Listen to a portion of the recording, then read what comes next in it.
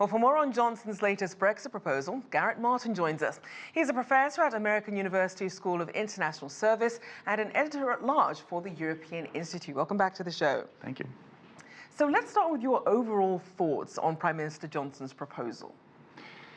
Well, I think it's a small step, but I think fundamentally I don't think it really changes the dynamics and the sort of deadlock that we're facing. I think it was helpful to have something in writing, some actual proposals, because for the moment Boris Johnson had been rather vague.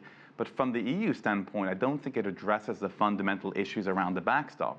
Namely, first of all, the issue about protecting the all-island economy. Secondly, preventing a hard border between North and South. And then thirdly, also protecting the integrity of the single market. There's still a lot of questions unanswered and a lot of issues that would not be pleasant to the EU. So it's a small step, but of a very minute one, if I may. And so how does that compare then to the play that former Prime Minister Theresa May put forward? Well, there's only a small, two major distinctions, I would say. One is that instead of a sort of the whole of the UK being in the customs union, it's much more of a sort of Northern Ireland only backstop. So in this situation, Northern Ireland would be subject potentially to a different regulatory regime. It would be closer to the regime of the EU. With one major difference is that then the continuation of Northern Ireland remaining in that regime would be down to the consent of the Northern Irish Assembly. So that would essentially give them a veto, which is problematic for the EU. The second element, too, which is hinted at Boris Johnson's letter to Jean-Claude Juncker, the President of the European Commission, is that it seems to be that he wants a more distant future relationship between the EU and the UK. And I think that's also an issue of concern for the EU. So then how do you think that's being received, the deal, by British Parliament and also by the DUP, the coalition? Well, it's interesting that they've given, at least the DUP has given a sort of cautious approval. So the question, it might be that the deal is really, or the proposal, I should say, for Boris Johnson is much more for domestic consumption. Is he trying to find some kind of majority around the plan? And of course, the DUP was the big stumbling block in the past. And if the DUP is on board, you presume that the hardline Brexiteers would follow suit. But there's still a parliamentary arithmetic problem for Boris Johnson in any case. Now, the EU does appear to be open, at least in public, but then there are some reports coming from The Guardian saying that this Irish backstop offer is not well received and that the polarizing nature of Johnson's approach to Brexit is going to make it that a deal is highly unlikely in Parliament. Do you see this realistically changing the EU's stance? Not fundamentally. I think there's questions also of mistrust. I mean, you know, the prolonged nature of the negotiations, the fact that Boris Johnson had been very vocal about taking the UK out of the EU at any cost by the 31st of October, I don't think that's really a cause for trust.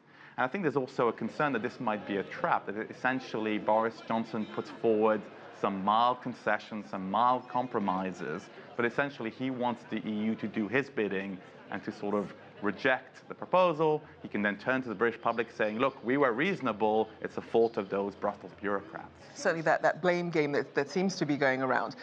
So give us an idea then, what options are on the table then? Let's say that the meeting on the 17th, they both said clearly there's work still to be done. What happens then between the 17th and the 31st, if anything?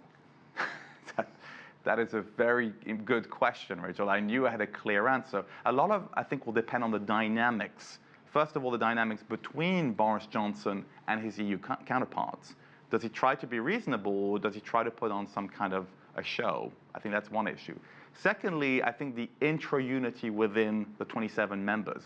What we noticed in the spring is when the issue of an extension came up, there were small cracks within the EU 27 about whether it was even worthwhile offering an extension and for how long. So I think that will be something interesting to follow.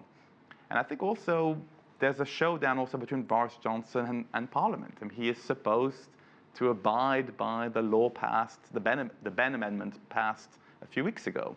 But he has sort of sometimes suggested that he might not respect it. So that's also going to be another key factor. So then who's really under more pressure? Because you have Boris Johnson, who essentially has decided Britain's going to leave the EU if it doesn't get the deal it wants on the 31st. And you have now the EU sort of looking at its future and what this means for other countries leaving the EU. Who do you think is under more pressure? I would say Boris Johnson is still under more pressure, in my sort of humble opinion. I think fundamentally because he's really put his credibility and his political future on the line by declaring that, you know, come whatever, the UK will leave on the 31st of October. If he fails to do that, if he has to back down and request a humiliating extension, that could have significant repercussions when the election happens. And it's quite clear an election will happen soon in the UK.